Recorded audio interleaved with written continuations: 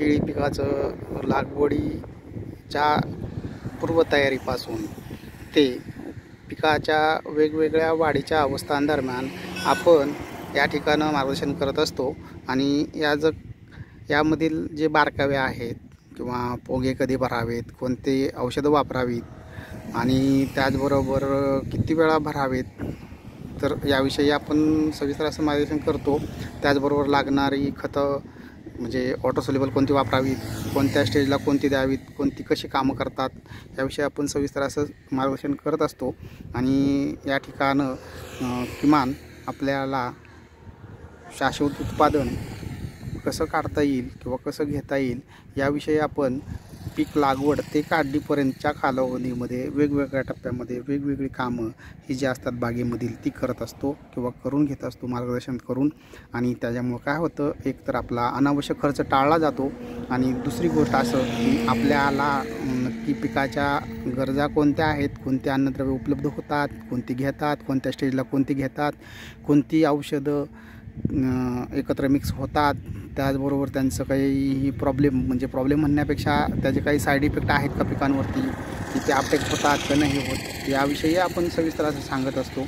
आणि जी औषधं आपण वापरतो ती ही सर्व प्रकारच्या ज्या नामांकित कंपन्या आहेत त्यांचेच वापरतो। हे सांगण्याचा उद्देश असा की आपल्याला पिकातील वेगवेगळ्या गरजेनुसार खतांचं नियोजन आणि पीक संरक्षके असतील, पीक संजीवक असतील, बुरशीनाशक असतील तर ही आपल्याला सविस्तर वापरावी लागतात, तरच आपल्याला पिकाची जोमदार आणि सशक्त वाढ करता येते। आणि जर आपण या सगळ्या मार्गदर्शनाचा नुसार जर पिकाचं उत्पादन घेतलं किंवा पीक लागवड ते काढणीपर्यंत तर कामकाज केलं तर निश्चितच आपल्याला या ठिकाणं केळी बागेतून निश्चित चांगल्या प्रकारचे नफा राहतो। आणि मागला प्लॉट जो होता आपला त्याचा सांगण्याचा उद्देश या ठिकाणी असा आहे की सुरुवातीला 15 रुपये किलोनी रेट भेटला, नंतर 19 रुपयानं आणि नंतर आता काय आहे तो 20-22 रुपयापर्यंत भेटणार आहे।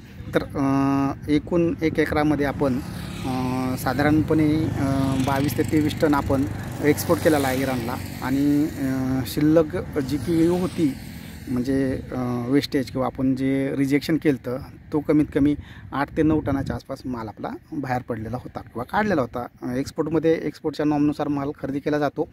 हे सांगण्याचं कारण असंच की बाबा एकूण उत्पादन आपल्याला एकरी मिनिमम 35 टनापर्यंत गेलेलं आहे। आणि हे जे ॲव्हरेज उत्पादन मी सांगण्याचं कारण एकच की जमिनीच्या प्रकारानुसार उत्पादन हे आपल्याला थोडंसं कमी जास्त भेटतं।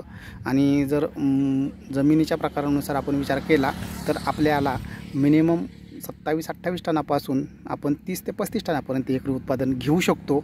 आणि याच्यासाठी आपण माझ्याशी संपर्क करू शकता। धन्यवाद मित्रांनो, केळी बागायतदारांनो। ओके।